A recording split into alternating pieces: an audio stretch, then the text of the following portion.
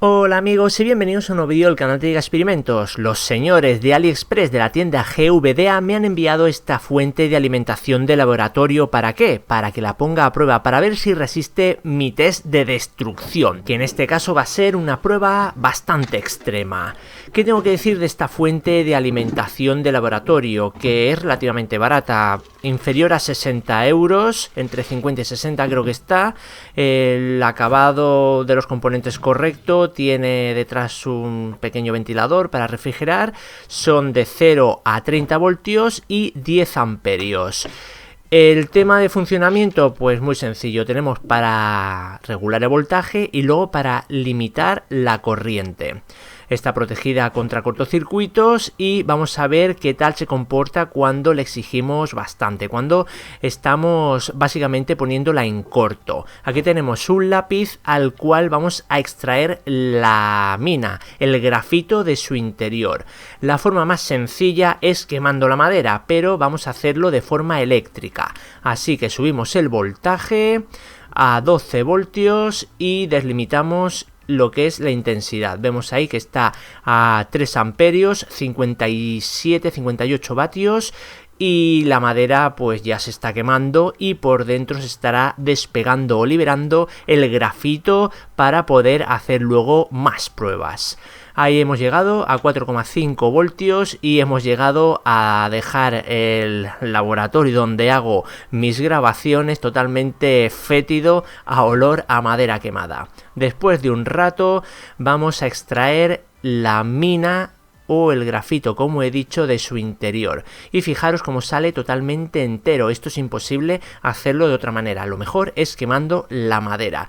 Y habéis visto que mediante la electricidad se hace súper fácil. Ahora vamos a ver qué tal se comporta como resistencia este grafito, que tiene la peculiaridad de tener una muy baja resistencia, pero soportar muy altas temperaturas. Muy altas. Y una cosa que nos damos cuenta es que cuanto más caliente está, más baja su resistencia, por lo tanto el consumo es mayor, llegando a 5 amperios, casi 100 vatios, a 18 voltios. Podríamos subir más el voltaje, pero bueno, he decidido dejarlo así.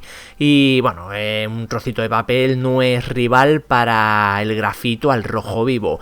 Pero vamos a hacer una especie de soldadora por puntos, soldadora inverter, con esta fuente de alimentación y este trocito de grafito.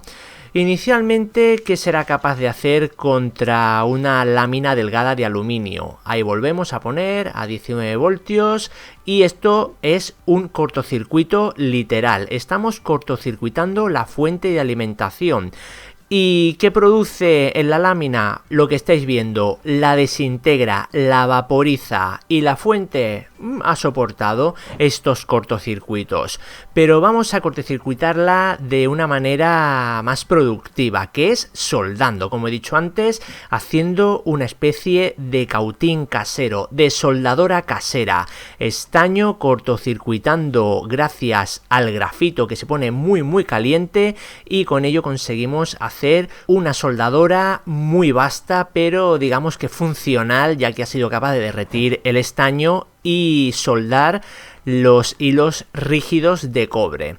Pero vamos a someter a esta fuente en el siguiente vídeo a un experimento que os va a encantar. Es un generador de hidrógeno. Aquí lo estamos viendo cómo funciona súper bien y genera bastante hidrógeno. Es capaz de producir explosiones controladas bastante sonoras. Pero eso lo veremos en el siguiente vídeo, no os lo perdáis.